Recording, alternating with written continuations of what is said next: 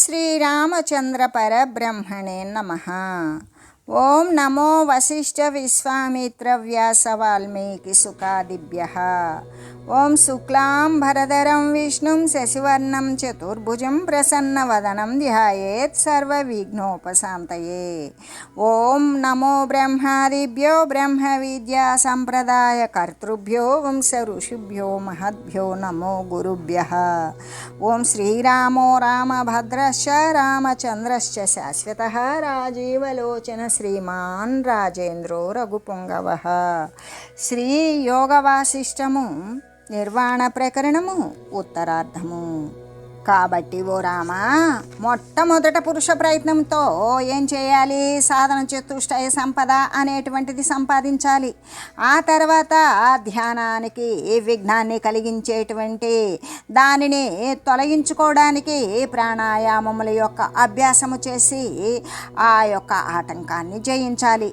దానివల్ల ఇంకా సంప్రజ్ఞాత సమాధి చేత బహిర్దృష్టి నుండి కూడా లేచి నిర్వికల్ప సమాధి యందు ప్రవేశించాలి. దాని ద్వారా పూర్వ సంచిత వాసన సమూహాన్ని పారద్రోలాలి. సంసార పాశము అనే ఘనమైనటువంటి బంధనాన్ని శీఘ్రంగా తొలగించుకోవాలి, త్రెంచివేయాలి. అంతటా కూడా పూర్ణానందైక రసమగు బ్రహ్మరూపంతో ఉదయించాలి. కానీ నీవు అజ్ఞానిలాగా ఎప్పటికీ ఉండదగదు కదా అని చెప్పి, ఓ రామా, ఈ 10 దిక్కుల యందు కూడా మనుజులు, నాగులు, దేవులు, దేవతలు, గంధర్వులు మొదలైన పేర్లతో కలిగిన ఏ జీవ సమూహాలైతే కనిపిస్తూ ఉన్నవో అందులో కొన్ని స్వప్న జాగ్రత్త అవస్థయందు, కొన్ని సంకల్ప జాగ్రత్తనందు, మరికొన్ని కేవల జాగ్రత్తనందు, ఇంకా కొన్ని చిర జాగ్రత్తనందు, కొన్ని ఘన జాగ్రత్తనందు, కొన్ని జాగ్రత్త స్వప్నమునందు, కొన్ని క్షీణ జాగ్రత్తనందు కూడా అవి వర్తిస్తూ ఉన్నవి, ప్రవర్తిల్లుతూ ఉన్నవి. ఈ విధంగా జీవులు 7 రకాలుగా చెప్పబడి ఉన్నారు అని చెప్పగా, అప్పుడు శ్రీరామచంద్రుడు ఈ విధంగా అడుగుతూ ఉన్నాడు. ఓ మహనీయ, సముద్రముల యందు అనేక విధాలైన జలములలాగానే ఉన్నటువంటి ఈ 7 విధాలైనటువంటి జీవుల యొక్క భేదాన్ని గురించి నాకు తెలియజేయరా అని ప్రార్థించాడు. అప్పుడు శ్రీ వశిష్ఠ గురుదేవులు ఏమంటున్నారంటే, రామా, ఒకానొక పూర్వకల్పంలో ఒకానొక జగత్తునందు ఒకానొక చోట దేహాన్ని ధరించి జీవిస్తూ ఉన్నటువంటి కొందరు జీవులు నిద్రిస్తూ స్వప్నాన్ని చూస్తూ ఉన్నారో, స్వప్నాన్ని అనుభవిస్తూ ఉన్నారో, వారి యొక్క స్వప్న రూపమే కదా ఈ జగత్తు అయి ఉన్నది. ఇంకా కూడా జీవులు స్వప్న జాగరులు అంటే స్వప్న జాగ్రత్తనందు ఉన్నవారు అని కదా చెప్పబడుతూ ఉన్నారు. ఒకానొక జగత్తునందు నిద్రిస్తూ ఉన్న జీవులకు స్వయంగా ఉత్పన్నమైన స్వప్న ప్రపంచము సమాన కర్మ, వాసనలు మొదలైన వాటి వశము చేత మనకు విషయమే అవుతూ ఉన్నది. అలా అయినప్పుడు ఇక మనమందరం కూడా వారి స్వప్నమునందలి మనుజులమే అయి ఉంటాము కదా. అంటే చిరకాలత్వం వలన వారి యొక్క కళ జాగ్రత్త రూపాన్ని పొందింది. కాబట్టి అటువంటి అవస్థ యందున్న జీవులు స్వప్న జాగరులు అని చెప్పబడుతూ ఉంటారు. ఈశ్వరుడు సర్వజ్ఞుడు, సర్వము తెలిసినటువంటి వాడు, సర్వశక్తివంతుడు, సర్వము వ్యాపించి ఉన్నటువంటి వాడు, సర్వసత్తాప్రదుడు, సర్వానికి కూడా సత్తను ఉనికిని ఇచ్చేటువంటి వాడు అవడము చేత సర్వత్రా కూడా సర్వము సంభవిస్తూ ఉన్నది. ఈ కారణము చేతనే ఈ స్వప్నయుతులకు అంటే ఈ కళతో కూడుకున్నటువంటి జనులకు మనమందరము కూడా ఏమై ఉన్నాం? స్వప్న మనుషులమే అయి ఉన్నాం అని చెప్పగా, అప్పుడు శ్రీరామచంద్రుడు ఇలా అడుగుతూ ఉన్నాడు. ఏషు కల్పేషు తే జాతాః క్షీయంతే కల్పకల్పనాః యది తాస్తాత్ కథం తేషాం ప్రబుద్ధానామవతిష్టతి మవస్థితిః. ఓ మునీంద్ర, పూర్వపు ఏ కల్పముల యందు స్వప్నము, ఆ స్వప్నము ఏ కల్పములందు ఆ స్వప్నము చూసేటువంటి జీవులు పుట్టి ఉన్నారో వారి ఆ కల్పములందలి సమస్త పదార్థాలను, దేహాలను నేటికి క్షయించిపోయి ఉన్నవి కదా. మరి అవన్నీ నశించిపోయినప్పుడు అట్లయినైతే ఆ స్వప్నము నుండి మేల్కొన్న ఆ జీవులకు మరలా కూడా గడిచిన ఆ కల్పమందు స్థితి ఎట్లు సంభవిస్తుంది? అని అడిగాడు. అప్పుడు శ్రీ వశిష్ఠ గురుదేవులు ఇలా చెప్తూ ఉన్నారు. యహ స్వప్న భ్రమాంతే ముచ్యంత్యేవా వినిద్రతాం ప్రాప్య సంకల్పతో దేహంస్తదైవాన్య శ్రయంత్యలం. ఓ రామచంద్ర, ఆ జీవులు మన ప్రపంచ రూపమైనటువంటి వారి యొక్క స్వప్నమున దైవం యొక్క యోగము చేత, దైవం యొక్క కలయిక చేత తత్వజ్ఞానాన్ని పొందిందుపో. ఆ పొందినట్లయితే ఆ భ్రమరూపమైన సంసారము నుండి వారు విముక్తులే అవుతారు. అలా పొందకుండా నిద్ర నుండి లేచినట్లయితే మరలా కూడా తమ యొక్క సంకల్పాన్ని అనుసరించి ఇతరమైన దేహాలను దృష్టి సృష్టి వాదాలను అనుసరించి ఆశ్రయించి మరి వ్యవహరిస్తూ ఉన్నారు. ఎలాగంటే వారి కల్పం ఇంకా పూర్తి కాలిదే అవుతూ ఉన్నది కదా.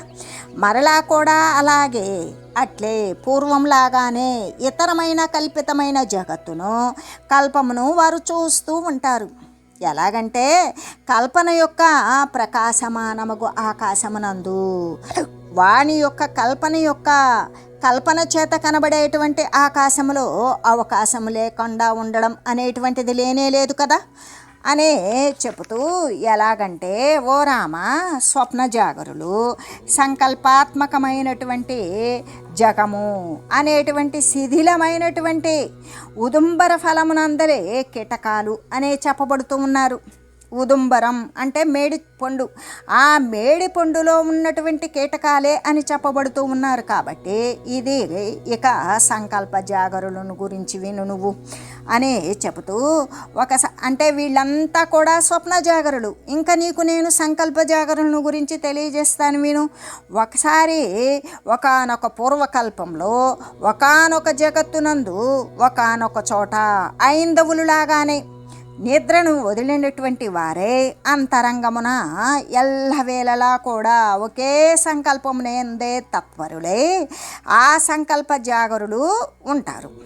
లేక ధ్యానము నుండి చెలింపబడినటువంటి వారే మనోరాజ్యవశమున, ఎలాగంటే మనం జీవటోపాఖ్యానము భిక్షువు అనేటువంటిది తెలియజేసుకున్న విధంగానే ఆ విధంగా మనోరాజ్యమునందు ఉన్నటువంటి వారే సంకల్పం యొక్క దృఢత్వము చేత తమ యొక్క పూర్వ అవస్థ యొక్క అనుసంధానము లేనటువంటి వారై ఉంటారు.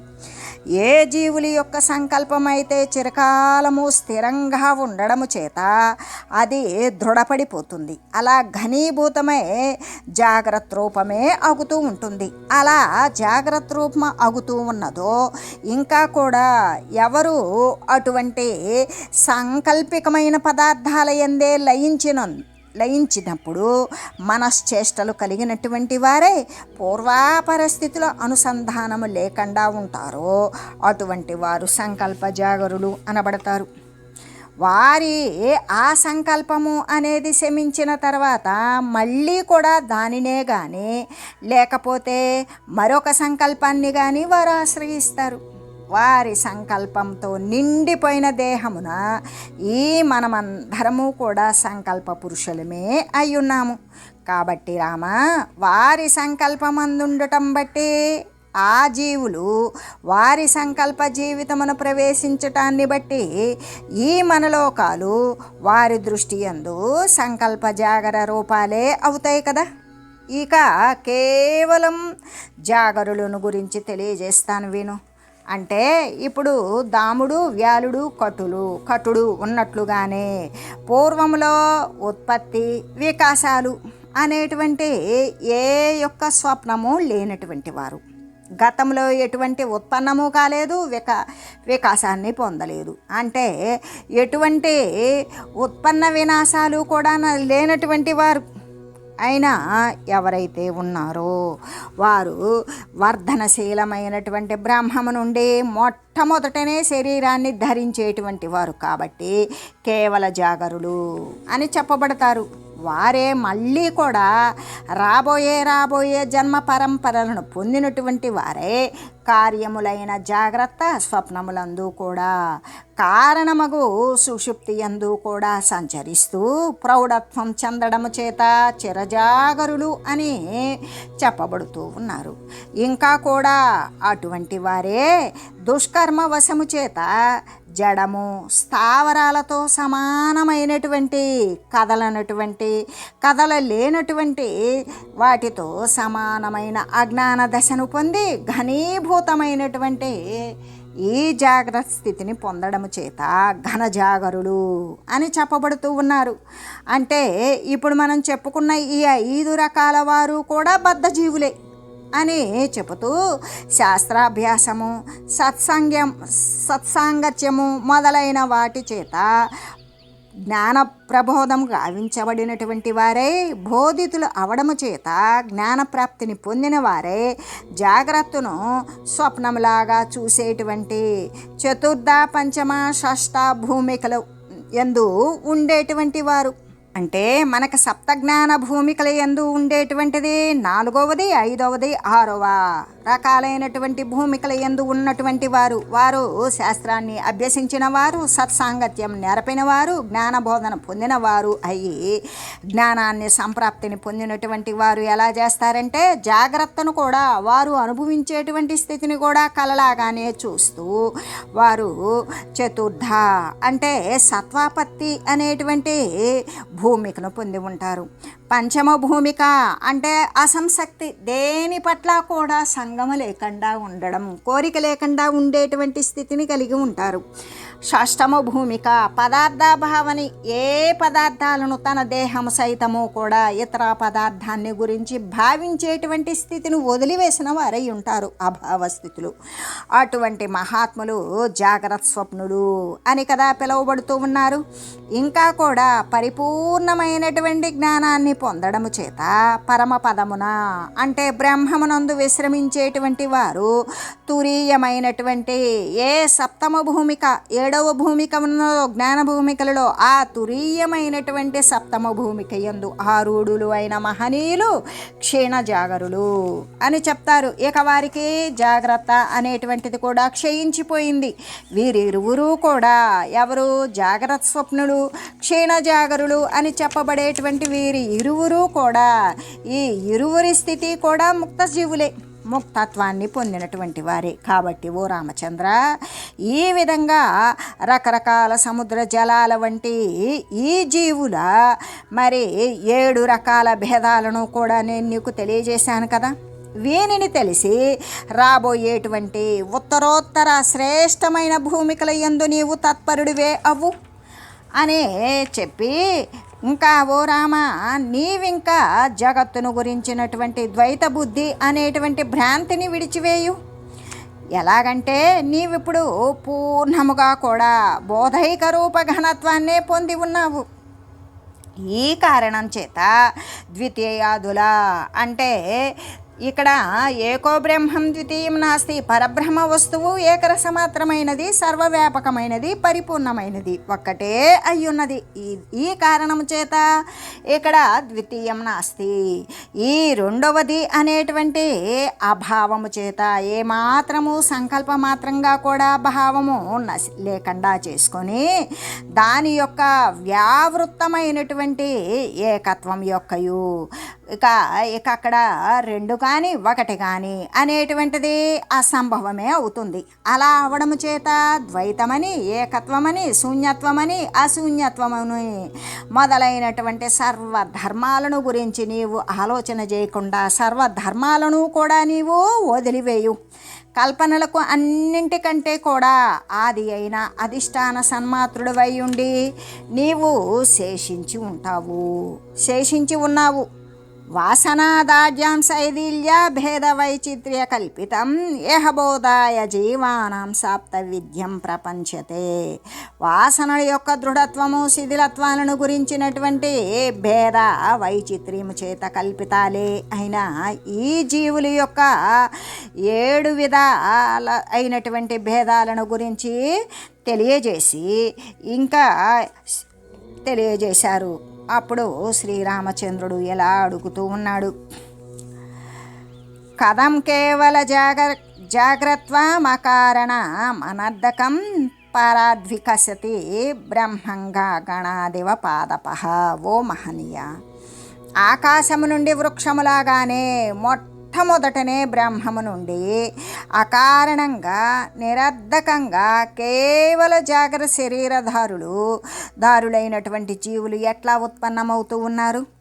ఎలాగంటే ఆకాశము నుండి వృక్షములాగానే, అంటే ఖాళీ నుండి చెట్లులాగానే మొట్టమొదటనే పరబ్రహ్మము నుండి ఏ యొక్క పరబ్రహ్మము అయితే ఉన్నదో ఆ బ్రహ్మము నుండి ఏ కారణము లేకుండా నిరర్ధకముగా, ఎటువంటి అర్ధరహితంగా కేవల జాగ్రత్త శరీరధారులైనటువంటి జీవులు ఎలా ఉత్పన్నులవుతూ ఉన్నారు అని అడగగా శ్రీ వశిష్ఠ గురుదేవులు ఇలా చెప్తూ ఉన్నారు. అకారణం మహాబుద్ధే నకార్యాముపలభ్యతే తజ్జాగ్రత కేవలస్య నకశ్చిదిహ సంభవ.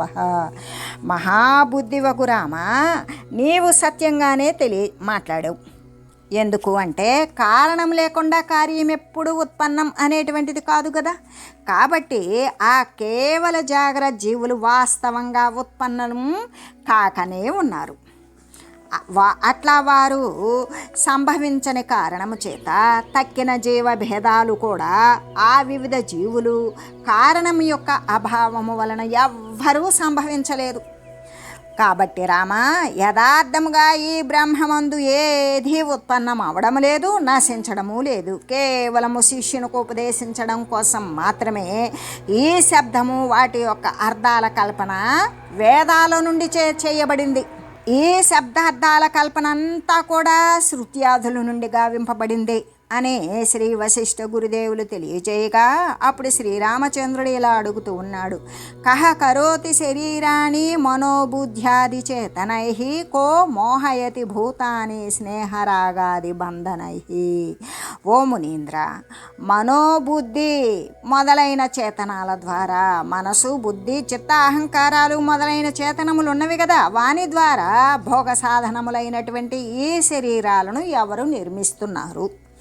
ఇంకా కూడా స్నేహము రాగము మొదలైన బంధనాదుల చేత ప్రాణులను మోహ పెట్టేది ఎవరు అని అడగగా అప్పుడు శ్రీ వశిష్ఠ గురుదేవులు చెప్తూ ఉన్నారు. నకశ్చిదేవ కురుతే శరీరాన్ని కదాచన నమోహయతి భూతాని కశ్చిదేవ కదాచన. ఓ రామచంద్ర, ఈ శరీరాలను ఎవడును ఎప్పుడును నిర్మించడమే లేదు. ఈ ప్రాణులను ఎవ్వడు ఎప్పుడూ కూడా మోహ పెట్టడం అనేదే లేదు. జలము తన యందు తరంగాదుల రూపమున ఉన్నట్లుగానే అనాది అయి అనంతమై బోధరూపమైనటువంటి పరమాత్మే ఈ అనేక పదార్థాలతోటి కూడా తన యొక్క స్వరూపమున ఉండి ఉన్నాడు. వాస్తవానికి బాహ్యమైన పదార్థం ఏమైనా ఉన్నదా అంటే ఏదీ లేదు. బీజము నుండి, అంటే విత్తనము నుండి పెద్ద వృక్షములాగానే, అట్లాగే అభ్యంతర బోధ రూప హృదయము నుండి బోధయే ఏ చైతన్యమైతే ఉన్నదో ఆ చైతన్యమే బాహ్య పదార్థాలలాగా కనబడుతూ ఉన్నది. కాబట్టి రఘుకులోత్తముడైన ఓ రామచంద్ర, స్తంభమునందు విగ్రహములాగానే బోధయందే ఈ ప్రపంచము స్థితిని పొంది ఉన్నది. స్తంభమునందు విగ్రహము చెక్కకపోయినా విగ్రహం అందులో మరి ఉన్నది. చెక్కితే విగ్రహం లాగానే ఉంటాం కానీ దానిని స్తంభం చూడం. అలాగే స్తంభమునందు విగ్రహంలాగానే బోధయంది ప్రపంచం స్థితిని పొంది ఉన్నది కదా. కాబట్టి రామ, దేశకాలముల చేత ఆది అంతము లేని అనంతమైన ఏకమైనటువంటి ఏ బోధ అయితే ఉన్నదో, ఏ జ్ఞానమైతే కలదో అటువంటి బోధ అను సుగంధము యొక్క విస్తారమే ఈ బాహ్యము అభ్యంతర రూపమైనటువంటి జగత్తు అని నీవు తెలియ. అయమేవ పరోలోకో భావ్యతాం వాసనాక్షయ శామ్యతాం పరలోకస్థం కాహ కిలాయాంతి వాసనా. వాసనా సిద్ధములైనటువంటి, అంటే వాసనలతోనే సిద్ధించేటువంటి ఇతరమైన బ్రహ్మాది లోకాలు ఈ పరమాత్మయందే ఉన్నాయి. కాబట్టి వాసనాక్షయాన్ని గురించి, అసలు వాసనలు ఎలా నశిస్తాయి అనేటువంటి దానిని గురించి భావించాలి. అటువంటి వాసన నశించిపోతే ఆ లోకాలన్నీ కూడా ఆత్మరూపము చేత ఎక్కడే ఉన్నవి అవుతూ ఉన్నాయి కదా. అందుచేత శాంతులైన జ్ఞానుల హృదయమునందు పరలోక రూపముతోడ ఇక్కడే ఉన్నట్టే ఆత్మయందు పరలోకమును గూర్చి దూరత్వాది వాసనలు అనేటువంటివి ఎప్పటికీ కూడా జొరబడనేరవు కదా అనే చెబుతూ, ఎలాగంటే రామా, వాసనా సిద్ధములైనటువంటి వాసనలతో కూడుకొని వాసన మాత్రము చేతనే సిద్ధించేటువంటి దూరస్థ బ్రహ్మలోకాలు అంటే దూరంలో ఉన్నటువంటి బ్రహ్మలోకము, విష్ణులోకము ఇవన్నీ చెప్తాం కదా, మొదలైన పరలోకాలు ఏ అయితే ఉన్నవో అవన్నీ కూడా ఈ పరమాత్మ యందే ఉన్నవి. నీవు వాసనను నశింపజేయడం అనేటువంటి దానిని సాధించు. అందుకే ఇది వాసన ద్వారా ఉత్పన్నమైనటువంటిదే కదా. ఎక్కడో బ్రహ్మలోకము, సత్యలోకము, ఎక్కడో కైలాసము, ఎక్కడో విష్ణులోకమైన వైకుంఠము ఇలా చెప్పుకుంటూ ఉంటాం. ఈ యొక్క వాసనలతో ఉత్పన్నమైనటువంటివే ఈ యొక్క పరలోకాలు. ఇవన్నీ అసలు అంత దూరస్థంగా లేవు, అవన్నీ పరమాత్మ యందే ఉన్నాయి. నీవు వాసనను నశింపజేయడం అనేటువంటి దానిని సాధించు. దాని చేత ఆ లోకాలన్నీ కూడా ఎక్కడున్నాయి? స్వాత్మ మాత్ర రూపంలో, అంటే యవని యొక్క శరీర అంతర్గతంగా ఉండి జడప్రాయమైన శరీరాన్ని కదిలించే నిత్య శుద్ధ సత్యమైన చైతన్య వస్తువు ఏదైతే ఉన్నదో అది స్వాత్మ రూపంలో ప్రతి ఒక్క ఉపాధి నందు కూడా ఉన్నది కదా. ఆ స్వాత్మ మాత్ర రూపంలో అత్యంత సమీపమున ఉన్నవే అవుతాయి. ఎందుకు? అది పరమాత్మ కాబట్టి పరమాత్మ యందే ఈ చెప్పుకున్నటువంటి పరదేవత లోకాలు అన్నీ కూడా దాని యందే ఉన్నవి. ప్రశాంతిని పొందినటువంటి జ్ఞానులకు ఎచ్చటనే ఉన్నటువంటి స్వాత్మయే పరలోకము మొదలైన రూపంలో కనబడుతూ ఉన్నది. కాబట్టి ఇక దూరత్వము అనే వాసనలేవి కూడా వాని యందు ఏమైనా ప్రవేశిస్తాయా అంటే లేదు. దేశకాల క్రియాలోక రూపచిత్తాత్మ సత్పదం దేశకాలాది శబ్దార్థరహితం నచ శూన్యకం. ఆ సద్రూపమైన అదే సత్తా సామాన్య రూపమైనటువంటి ఆ సద్రూపమైన ఆత్మపదము దేశములు కానీ, కాలములు కానీ, క్రియలు కానీ, ప్రకాశాలు కానీ, రూపాలు కానీ, చిత్తము మొదలైన వాటితో అన్నింటితో కూడుకొని ఉన్నప్పటికీ వాస్తవానికి దేశ కాలాదులు అనేటువంటి శబ్దాలు కానీ వాటి యొక్క అర్థాలు కానీ లేనివే అవుతూ ఉన్నవి కదా. కానీ మరి లేనివి అంటే శూన్యమా అంటే అవి శూన్యం మాత్రం కాదు. ఎలాగంటే ఆ సద్రూపమైన ఆత్మపదము దేశ కాల క్రియ ప్రకాశ రూప చిత్తము మొదలైన వాటితో కూడి ఉన్నప్పటికీ కూడా దేశము కాలముల యొక్క శబ్దార్థముల యందు అవి లేనివే అగుతూ ఉన్నవి. కానీ అది శూన్యమా అంటే శూన్యము కాదు అనే చెబుతూ, పదే పద విధామేవ తస్మిన్ భోగ గతిర్భవేత్ ద్రష్టూనాం శాంత దృశ్యానాం మే వాణ్యేషాం న రాఘవ. ఓ రాఘవ, ఎవరి దృష్టి యందు దృశ్యము శమించి ఉన్నదో, ఎవరి యొక్క ఆలోచన దృష్టి యందు దృశ్యము అనేది నశించిపోయి ఉన్నదో, అసలు దృశ్యాన్నే భావించలేదు, అటువంటి తత్వవేత్తలకు ద్రష్టలకు మాత్రమే ఈ ఆత్మపదమున బోధ జ్ఞానము అనేటువంటి స్థితి సంభవిస్తుంది, కానీ ఇతరులకైతే కాదు కదా అనే చెబుతూ, రాఘవ, దృశ్యం శమించినటువంటి తత్వవేత్తలకు జీవులకే ఎవడికైతే దృశ్యం నశించిపోతుందో ఆ నశించిపోయినటువంటి దృశ్యం ఇంకా వాడికి లేదు. దృశ్యము శమించినటువంటి వాడు తత్వవేత్త, సత్య వస్తువునందు స్థిరపడినటువంటి వాడు. ఆ తత్వవేత్తలకు జీవులకు మాత్రమే ఈ ఆత్మపదమున స్థితి అనేటువంటిది, స్థిరత్వం అనేటువంటిది సంభవిస్తుంది, కానీ ఇతరులకైతే కాదు కదా. ఏవై తరళ గంభీర మహంతాగర్త మాశ్రితా పశ్యంతి తే తమాలోకం న కదాచన కేచన. చంచలమై గంభీరమైనటువంటి అహంకారము అనే గోతియందు ఎవరైతే పడతారో అటువంటి వారు ఎప్పుడూ కూడా ఆ ఆత్మప్రకాశమును ఎప్పటికీ చూడజాలరు కదా అనే చెబుతూ, ఎలాగంటే ఎవరైతే చంచలంగా ఉంటారో, స్థిరత్వము లేకుండా ఉంటారో, ఎప్పుడూ చపలమై ఉంటారో అటువంటి వారు చంచలమై అగాధమైనటువంటి లోతైన అహంభావము అనే గోతిని ఎవడైతే ఆశ్రయించుకొని ఉంటాడో, అహంభావము ఎప్పుడూ కూడా ఇబ్బంది పెడుతూనే ఉంటుంది, అగాధమై చంచలమై ఉంటుంది. ఆ విధంగా ఉండేటువంటి అహంభావము అనేటువంటి లోతైన గోతిని ఎవడైతే ఆశ్రయించుకొని ఉంటాడో అటువంటి వాడు ఎప్పటికీ కూడా సదా ప్రకాశిస్తూ ఉన్నటువంటి ఆ ఆత్మ ప్రకాశాన్ని అటువంటి వారు చూడనే లేరు అనే చెబుతూ, చతుర్దశ విధానంత భూతజాత సుఘుంఘుమ జగదృష్టిరియం జ్ఞస్య శరీరావయవోపమ. అంటే ఈ 14 విధాలైనటువంటి అనంతమైన ప్రాణి సమూహము చేత గుంఘుమ అనేటువంటి శబ్దాలతో కూడుకొని ఉన్న జగత్తు జ్ఞానికి తన యొక్క శరీరము యొక్క అవయవంలాగానే తోస్తూ ఉంటుంది. ఎలాగంటే 14 విధాలైనటువంటి అనంత ప్రాణి సమూహము చేత 14 లోకాలలో ఉండేటువంటి అనంతమైన ప్రాణి సమూహాల చేత కూడా ఘుంఘుమ అనేటువంటి శబ్దాలతో కూడుకొని ఉన్నటువంటి ఈ జగత్తంతా జ్ఞానికి ఎలా కనబడుతుంది అంటే తన యొక్క శరీరంలో ఒక అవయవంలాగానే కనబడుతుంది. ఈ 14 భువన భాండాల యొక్క అనంతమైనటువంటి ప్రాణ సముదాయం అంతా కూడా తన యొక్క ఒక్క అవయవంలాగానే తోస్తూ ఉంటుంది అనే చెబుతూ, అంటే కారణము యొక్క అభావము చేత అసలు కారణము అనేటువంటిది భావించల. ఇక జ్ఞానుల దృష్టి యందు ఈ సృష్టి అనేటువంటిది ఉదయిస్తుందా? ఉదయించడమే లేదు. ఉదయించినప్పుడు అది అస్తమిస్తుందా? ఉదయించినప్పుడు అది అస్తమించడం కూడా లేదు. లేకపోతే ఇక కారణమేమో ఎట్లు సత్తు చిత్తుల నిరాకార రూపమై ఉన్నదో అలాగే కార్యముగు జగత్తు కూడా అయ్యున్నది.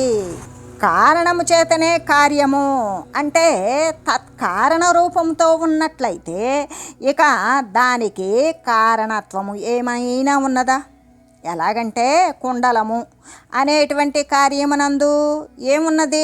సువర్ణ మాత్రము యొక్క ప్రాప్తి చేత సువర్ణము తప్ప కుండలము అనేటువంటి వేరొక వస్తువు లేనందు చేత ఏ విధంగా అంటే ఇక్కడ ఒక బంగారం ఉన్నది, దాని చేత కుండలాలు తయారు చేయించాం. కుండలము అనే వస్తువు తీస్తే ఏమైంది? సువర్ణమే కదా.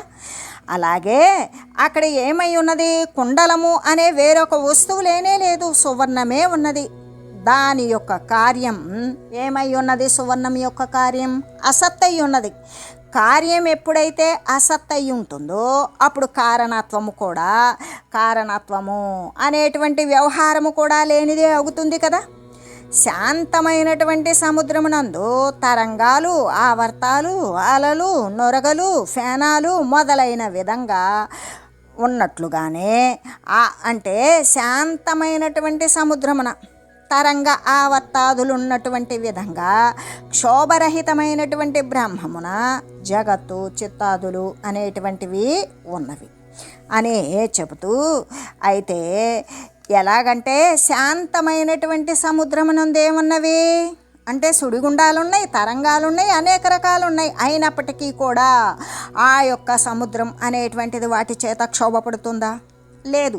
అలాగే బ్రహ్మమునందు జగత్తున్నది, చిత్తమున్నది, సర్వేక సమస్తము కూడా బ్రహ్మమునందే ఉన్నది అనే చెబుతూ, పలువిధ పాత్రల రూపమున ఏకమైనటువంటి మృత్పిండము ఉన్నట్లుగానే ఈ పలువిధ ఆభరణాల రూపమున ఏకమగు సువర్ణ పిండము కూడా ఉన్నట్లు ఈ వివిధ జగద్రూపమున సర్వాత్మయై ఏకమై నిర్మలమైనటువంటి బ్రహ్మపిండము మాత్రమే కలదు. అంటే పలు రకాలైన మట్టి పాత్రల రూపంలో ఏమున్నది? అది ఎక్కడ తయారైంది అంటే ముత్పిండము అంటే మృత్తిక అనేటువంటి ముద్ద నుండే తయారైంది. పలు రకాలైన ఆభరణాల రూపంలో ఏకమైనటువంటి బంగారపు ముద్దే కదా ఉన్నది. అలాగే వివిధ జగద్రూపాలలో సర్వాత్మయై ఉన్నటువంటిది ఏకమై మాలిన్యరహితమైనటువంటి బ్రహ్మపిండము మాత్రమే ఉన్నది అని తెలియజేస్తూ, ఓం మంగళం శ్రీ గురుదేవాయ మహనీయ గుణాత్మనే సర్వలోక శరణ్యాయ సాధురూపాయ మంగళం. ఓం మంగళం కోసలేంద్రాయ రామాయ రామభద్రాయ చక్రవర్తితనూజాయ సార్వభౌమాయ జానకీ వల్లభాయ శ్రీరామచంద్రాయ మంగళం. ఓం తత్సత్.